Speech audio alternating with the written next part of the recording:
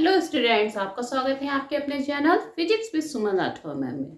बच्चों, आपको जैसे कि मालूम ही है क्लास 12th के जो है बोर्ड एग्जाम बहुत ही निकट हैं और इस समय हम लोगों को क्या ज़रूरत है, बहुत ही ज़्यादा से ज़्यादा फिजिक्स में न्यूमेरिकल्स सॉल्व करने की, जो इम्पोर्टेंट क्वेश्चंस हैं उनको सॉल्व करने की। बहुत बच्चे मुझसे कह रहे थे कि जो है मैम मोस्ट इम्पॉर्टेंट क्वेश्चन जो न्यूमेरिकल्स हैं उनको आप हमको सॉल्व करवाइए। तो आज हम वही वीडियो आपके सामने लेके आए हैं। आज हम 5 नंबर के जो क्वेश्चंस बोर्ड एग्जाम में पूछे जाते हैं 12th में, वही उनको सॉल्व करेंगे। ठीक है, तो देखिए पहला न्यूमेरिकल जो है जो बहुत ही इम्पोर्टेंट है और ये देखिए 2022 में पूछा गया है, 2014 में पूछा गया है।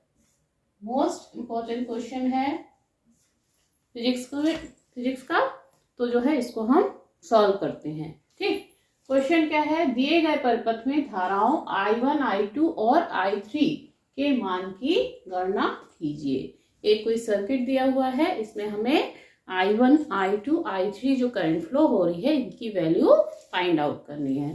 ठीक है, तो बच्चों आपको किरचॉफ्स के लॉ तो याद होंगे अच्छे से, उन्हीं को हम अप्लाई करेंगे इसमें सॉल्व करने में। देखिए ये कोई सर्किट है जिसमें 2 बैटरी लगी हुई हैं। एक ही आपकी 1 वोल्ट की बैटरी है, दूसरी 2 वोल्ट की है और इसमें 3 रेजिस्टेंस हैं, 3 ओम, 2 ओम और 4 ओम। ठीक, तो इस सर्किट में जो है इस 2 वोल्ट की बैटरी से I1 करंट फ्लो हो रही है और जो I2 इधर चली जा रही है और इस वाली बैटरी से जो है I3 करंट फ्लो हो रही है। देखिए सर्किट में सबसे पहले ध्यान रखिए कि ये जो छोटी वाली लाइन होती है हमेशा निगेटिव टर्मिनल होता है, ये बड़ा वाला जो है पॉजिटिव टर्मिनल होता है। ठीक, और करंट हमेशा पॉजिटिव से निकलती है और निगेटिव में एंटर करती है। तो ये देखिए यहाँ पॉजिटिव से कितनी करंट निकल रही है, I1 करंट निकल रही है और ये यहाँ जा रही है I2 इधर 2 ओम रेजिस्टेंस में जा रही है और I3 ऊपर जो है 3 ओम में यहाँ पर 1 वोल्ट की बैटरी में एंटर कर रही है। ठीक, तब इसमें ध्यान से देखिएगा कितने मैश बन रहे हैं। एक आपका देखिए मैश 1 ये बन रहा है, मैश 2 ये बन रहा है और एक पूरा ये वाला क्लोज मैश लेंगे। ठीक, 3 तरह के क्लोज मैश बन रहे हैं, उसमें हम किरचॉफ लॉ लगाकर इक्वेशन बनाते हैं। ये हमने क्या लिया है, ABCDEF पूरा क्लोज मैश है। इसमें 2 मैश है, ABC और FA, ऊपर का क्लोज मैश 1 और दूसरा FCDEF ये सेकेंड मैश। ठीक, ये वाला आपका फर्स्ट वाला मैश है और ये नीचे सेकेंड मैश है। ठीक, तो हम दोनों में जो है इक्वेशन बनाएंगे। कैसे बनेगी, पहले हम ये वाला मैश लेते हैं ABCFA क्लोज्ड मैश। कौन सा ले, ABCFA, ये ऊपर वाला। ठीक, अब इसमें देखिए हम करंट की अगर डायरेक्शन में चलते हैं तो वो हम हमेशा सब प्लस में लेंगे और करंट की अगर अपोजिट डायरेक्शन में जा रहे हैं तो हम उसको माइनस में लेंगे। ठीक, तो हम इसमें आपके देखिए यहां से स्टार्ट होते हैं चलना, ये इस तरह से करंट ये जा रही है ना इस तरह से, तो ये देखिए ये आपकी इक्वेशन क्या बनी, I3 करंट किसमें है, 3 ओम रेजिस्टेंस में है, तो यहाँ क्या इक्वेशन बन जाएगी, V इंटू आई वो R इंटू आई लेंगे 3I3, ये इस तरह से चले हम। ठीक, अब देखिए ये वाली करंट हम चल रहे हैं इस तरह से और ये करंट आ रही है इधर को उल्टी डायरेक्शन में, तो इसको हम काय में लेंगे, माइनस में लेंगे।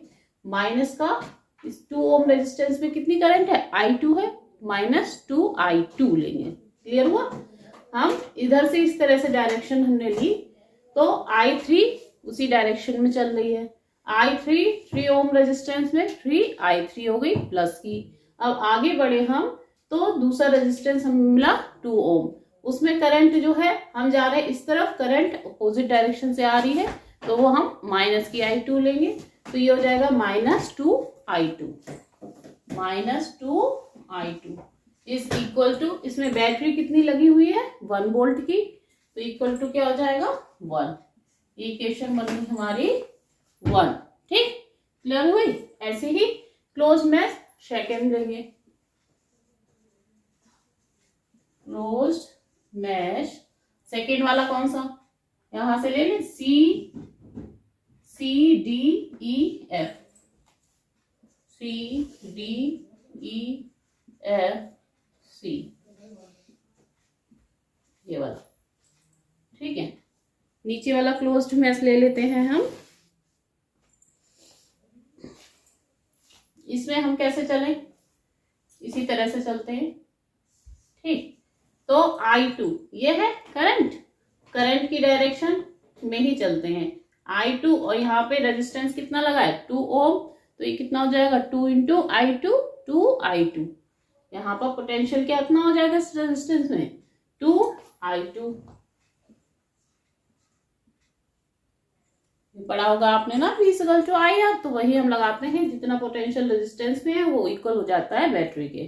ठीक, 2I2 ये हो गया। अब इसी डायरेक्शन में आगे बढ़िए। अब ये रेजिस्टेंस हमें मिला 4 ओम का, और उसी डायरेक्शन में ही करंट जा रही है जिस डायरेक्शन में हम डायरेक्शंस ले रहे हैं।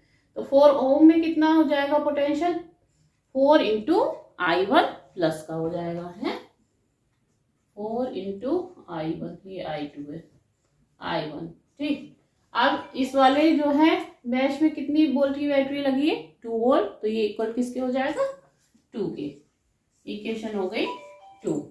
ठीक, 2 इक्वेशन बन गई। अब हम पूरा मैश लेते हैं, उसमें इक्वेशन 1 बनाएंगे, ए बी डी ई, ए में closed mesh A B D E A में, ये वाला पूरा वाला मैश। ठीक, इसमें किरचॉफ लॉ अप्लाई करेंगे और इसमें इक्वेशन बनाएंगे। तो देखिए इसमें हम चलते हैं इस तरह से, तो ये देखिए 3 ओम है और इसमें I3 करंट आ रही है, तो ये क्या हो जाएगा 3I वोल्टेज यहाँ पे हो जाएगा। फिर आगे बढ़ेंगे, आगे यहाँ पर 4I है और 4 ओम का रेजिस्टेंस है, I1 करंट है, तो यहाँ इक्वेशन प्लस 4I1 हो जाएगा। देखिए जिस डायरेक्शन में चल रहे हैं उसी डायरेक्शन में करंट फ्लो हो रही है, इसलिए सारे साइन हम प्लस के लेंगे।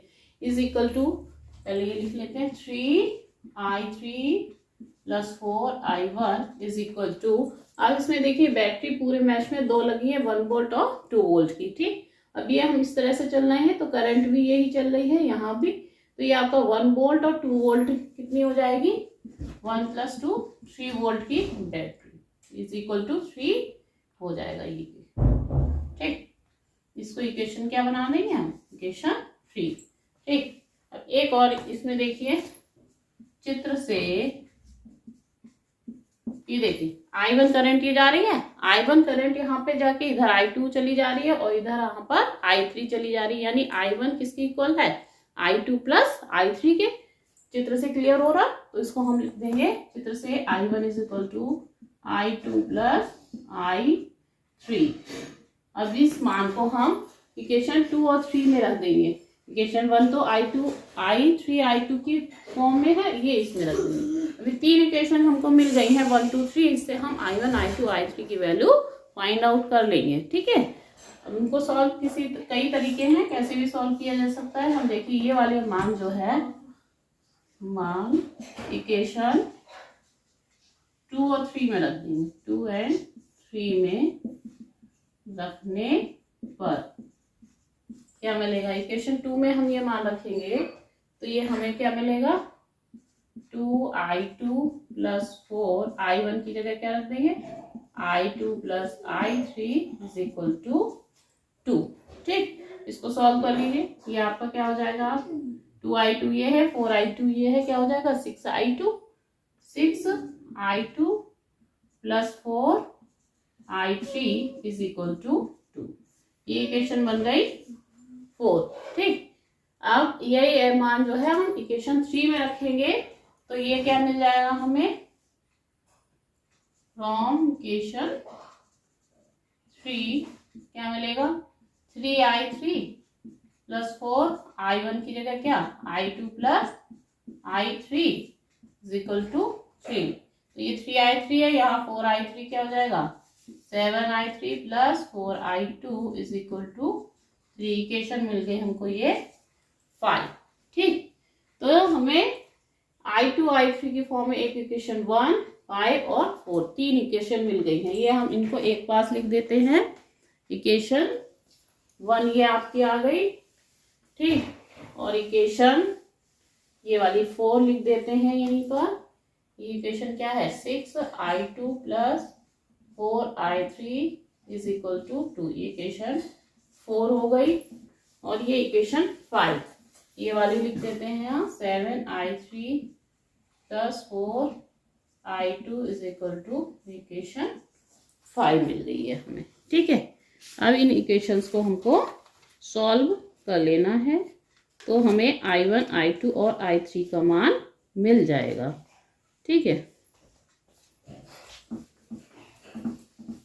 इस सबको इरेज कर दो। अब हमें इक्वेशन 1, 4 और 5 से जो है वैल्यू पुटअप करनी है। तो हम इक्वेशन 1 में कितने से मल्टीप्लाई कर दें 4 से, और इक्वेशन 4 में कितने से मल्टीप्लाई कर दें 3 से। ये ना 3I3 है, यहाँ 4I3 है, तो 4 की इससे मल्टीप्लाई कर दो, 3 की इससे मल्टीप्लाई कर दो, तो इक्वल हो जाएंगे और इसको घटाएंगे तो ये कैंसिल हो जाएंगे। तो इक्वेशन 4 में कितने से कर दें 3 से। इक्वेशन 4 में 3 से गुणा करके घटाने पर, गुणा करके घटाने पर क्या मिलेगा। ये इक्वेशन में हम कितने से गुणा कर रहे हैं 4 से। 4 से गुणा करिए, 4 दिया 12 I3 माइनस 4 दूनी 8। इसमें हम कर रहे हैं 4 से मल्टीप्लाई, और इसमें कर रहे हैं 3 से। माइनस का 8I2 इज इक्वल टू 4। ठीक, अब इसमें करिए 3 से, तो I3 पहले लिख देंगे, है ना। 4 दिया 12 I3 और 6 में कितने से 3 से 6 दिया 18 I2 इज इक्वल टू 4 3 दूनी 6। ठीक है, ये हो गया। अब इसको घटाते हैं, तो देखिए घटाने में क्या होता है चिन्ह बदल जाते हैं। घटाने में क्या होता है, जो प्लस होता है वो माइनस हो जाता है, माइनस होता है प्लस हो जाता है। इससे पहले कोई साइन नहीं है, यानी कि प्लस का साइन है, तो ये माइनस हो गया। ये प्लस है, इसको माइनस कर देते हैं। और यहाँ भी कोई साइन नहीं, दैट मीन्स प्लस का साइन है। अगर किसी संख्या से पहले कोई साइन नहीं होता है तो वो प्लस का साइन माना जाता है। ठीक है, तो यहाँ पे प्लस है, इसको माइनस कर दिया। ठीक, अब ये देखिए, ये प्लस का ये माइनस का क्या हो जाएगा, घटाने पे कैंसिल हो जाएंगे, है ना। और ये दोनों माइनस माइनस के क्या हो गया, आपस में जुड़ जाएंगे। ये कितना हो जाएगा 8 8 16 26 I2, और ये कितना रह जाएगा माइनस का 2 रह जाएगा, और इसका भी चिन्ह माइनस का आएगा। ठीक है, तो -26 I2 इज इक्वल टू -2 हो गया। अब दोनों तरफ माइनस माइनस क्या आएंगे, उड़ जाएंगे। ये I2 बराबर क्या हो जाएगा 2/26, ये क्या हो जाएगा 1/13। I2 की वैल्यू हमारी निकल आई। ठीक, अब ये मान जो है I2 का हम कहाँ रखते हैं, इक्वेशन 1 में रखते हैं, तो I3 का मान निकल आएगा। तो ये है मान इक्वेशन 1 में रखने पर क्या हो जाएगा 3I3 -2I2 की जगह 1/13 इज इक्वल टू 1 हो गया। दैट मीन्स क्या हो गया 3I2 इज इक्वल टू 1, और ये इधर आके प्लस का हो जाएगा 2/13। तो ये क्या मिल जाएगा 13 + 2 इज इक्वल टू 15/13।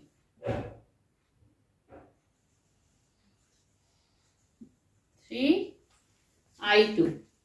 ठीक, तो I2 बराबर कितना हो जाएगा 15/30 और ये 3 यहाँ बटे में आ जाएगा, नीचे का दिख रहा है।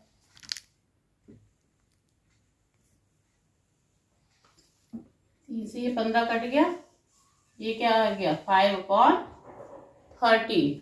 ठीक, I2 की वैल्यू कितनी आ गई, I2 की वैल्यू आ गई 5/13। ठीक, इधर लिख देते हैं I3 है ये, I3 की वैल्यू आई है ये। I2 की तो वैल्यू हमने पुटअप ही करी थी, तो I2 की वैल्यू ये आई आपकी 1/13। I3 की वैल्यू ये कितनी आ गई आपकी 5/13। ठीक, अब क्या रह गया I1 रह गया। I1 क्या है, I2 और I3 के इक्वल है सम के। सो I1 बराबर I2 प्लस I3। I2 की कितनी है 1/13, इसकी कितनी है 5/13, ये हो जाएगी 6/30। ठीक, तो ये तीनों वैल्यू आ गई। तो ये करंट है, करंट को काय में ले हुए एम्पियर में, ये सारे एम्पियर में। तो इस तरह से I1 I2 I3 की वैल्यू हमें फाइंड आउट हो जाएगी। क्लियर हुआ। ये क्वेश्चन 5 नंबर का आता है, बहुत ही इंपॉर्टेंट क्वेश्चन है। ठीक है, इसको अच्छे से तैयार कर लेना। आपको अगर जो किरचॉफ्स लॉ जो है अप्लाई मैथ्स में करना आता है तो इसमें कोई प्रॉब्लम नहीं होगी। आई थिंक जो अब समझ में आ गया होगा किस तरह से उसको सॉल्व किया जाएगा, कैसे मैथ्स में इक्वेशन बनाई जाती है। ठीक, नेक्स्ट क्वेश्चन देखिए, बहुत इंपॉर्टेंट नेक्स्ट क्वेश्चन देखिए, बहुत ही इंपॉर्टेंट क्वेश्चन है ये 2022, 20 और 19 में पूछा गया है। 2022 में, 20 में, 19 में, और बहुत ही इंपॉर्टेंट क्वेश्चन है जो है, और बहुत ही आसान सा क्वेश्चन है ना। एक बार आप कर लोगे तो फिर इसको बिल्कुल भूलोगे ही नहीं, एग्जाम में आएगा तुरंत कर आओगे। ठीक, देखिए क्वेश्चन क्या है कि एक उत्तल लेंस है, एक अवतल लेंस है, इनकी फोकस दूरियां दी हुई है 10 सेंटीमीटर और 50 सेंटीमीटर। दोनों लेंस संपर्क में रखे हैं। इस युग्म से 25 सेंटीमीटर दूर कोई वस्तु रखी है तो प्रतिबिंब जो है उसकी स्थिति पूछी है कितनी दूर होगा। बच्चे इस तरह के क्वेश्चंस ज्यादातर सॉल्व नहीं करते, छोड़ देते, इसलिए उनको ये क्वेश्चन टिपिकल लगते हैं। ठीक है, देखिए इसमें उत्तल लेंस की फोकस दूरी कितनी दी हुई है। देखिए बहुत आसान क्वेश्चन है, जरा सा ध्यान से समझिएगा। उत्तल लेंस की फोकस दूरी बहुत इंपॉर्टेंट है, कई बार जो है क्वेश्चन पूछा गया है। ये उत्तल लेंस की फोकस दूरी कितनी दी हुई है, इन्होंने 10 सेंटीमीटर दी है।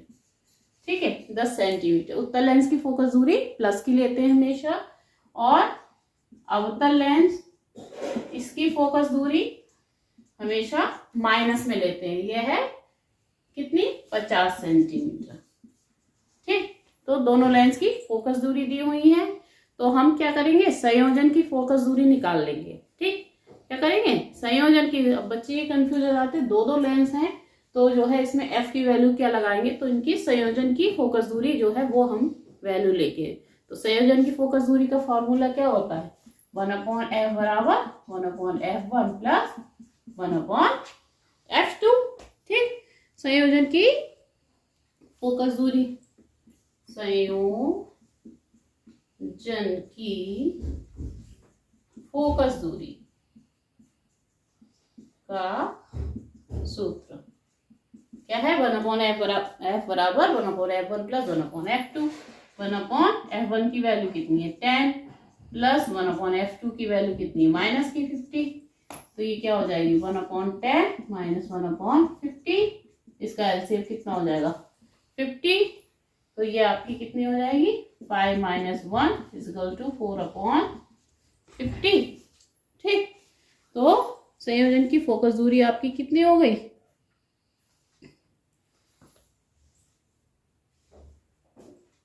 f बराबर 50/4। ठीक, तो संयोजन की फोकस दूरी आपको पता लग गई 50/, काय मिलेंगे सेंटीमीटर मिलेंगे। ठीक है, अब आगे देखिए दोनों लेंस संपर्क में रखे, इस युग्म से 25 सेंटीमीटर की दूरी पे कोई वस्तु रखी गई है। वस्तु की दूरी कितनी है 25 सेंटीमीटर की दूरी है। ठीक, दो लेंस हैं, एक उत्तल लेंस एक अवतल लेंस संयोजित करके रखे गए हैं और उनसे 25 सेंटीमीटर की दूर पे कोई वस्तु रखी है। तो देखिए वस्तु हमेशा लेंस के बाईं ओर होती है और लेंस के बाईं ओर की जितनी भी दूरियां हैं सब हमेशा माइनस में ली जाती हैं। दाईं ओर की प्लस में, बाईं ओर की माइनस में। तो वस्तु बाईं ओर रखी होगी, नेचुरल सी बात है। तो वस्तु की लेंस से दूरी, इसको किससे लिखते हैं? u से। u बराबर हो जाएगा माइनस का 25 सेंटीमीटर। प्रतिबिंब की दूरी लेंस से पूछी है, प्रतिबिंब की लेंस से दूरी, इसको हमेशा v से लिखते हैं।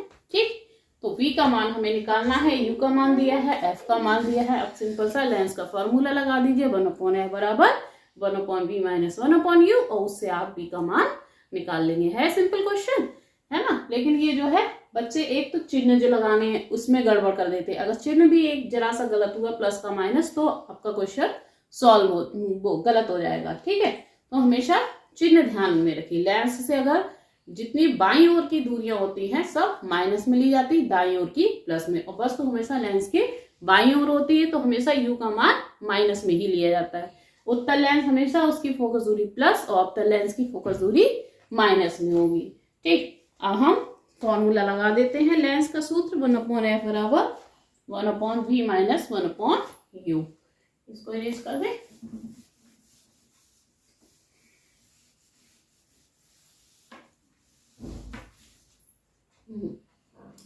लेंस के सूत्र से 1/f बराबर 1/v माइनस 1/u।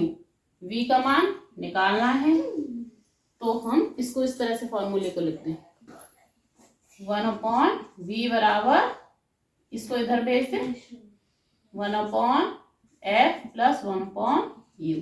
ये इधर आके दोनों प्लस में हो जाएंगे, v का मान निकल आएगा। अब फॉर्मूले में मान रख दो, f का मान कितना है 50/4 प्लस u का मान कितना है माइनस का 25। ठीक, तो ये आपका कितना हो जाएगा, 4 ऊपर पहुंच जाएगा, 4/50, तो ये प्लस माइनस माइनस का 1/25। एलसीएम हो गया इसका कितना 50, तो यहाँ पे 4 और माइनस यहाँ क्या हो जाएगा 2/50। इसलिए v का मान कितना हो जाएगा 50/2। इधर 1/v का मान है ना 2/50, तो v का मान कितना हो जाएगा 50/2 यानी कि 25 सेंटीमीटर। ठीक, तो ये आपका जो है प्रतिबिंब की दूरी निकल आई। क्या होगी लेंस से? बहुत इंपॉर्टेंट क्वेश्चन है, कई बार पूछा गया है, तो अच्छे से इनको क्वेश्चंस को तैयार कर लीजिएगा। आगे और हम 5 मार्क्स के 2 मार्क्स के सारे क्वेश्चंस इंपॉर्टेंट आपको पढ़ाएंगे। ठीक है, और चैनल पे अगर नए हैं तो चैनल सब्सक्राइब कर लीजिएगा। अब जो यूपी का आपका बोर्ड एग्जाम होने वाला है उसकी आपकी अच्छे से तैयारी कराई जाएगी। ठीक है, और वीडियो अच्छी लगे तो लाइक शेयर और जो है कमेंट जरूर करिएगा। कोई डाउट है तो कमेंट करके आप पूछ सकते हैं। Thank you.